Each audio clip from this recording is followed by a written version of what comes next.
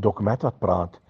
Ek is in 'n winkelsentrum en daar kom so 'n groepie mense bymekaar, maar hierdie ouens is net so 'n paar desibels te hoog en hulle staan en praat met mekaar, maar ek staan seker baie naby aan 30 meter weg en ek kan steeds elke woord hoor wat hulle praat, want hulle is so hard. In Engels het die mooi woord, hulle sê they are loud. Yes, en hulle raas en is 'n gegiggel en dit is eintlik oorverdowend en dit is net te veel vir die oor en ek staan en kyk die spul en ek besef hierdie is een groot lawaai. Kan hulle nie mooi saggies met mekaar praat nie?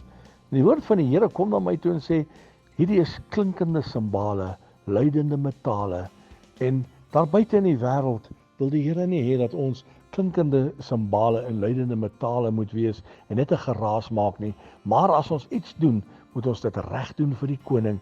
Ons moet bruikbaar wees in die hande van die Here.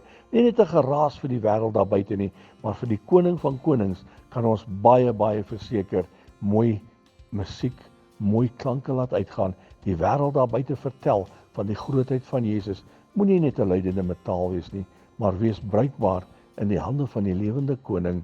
Herlewingsgroete.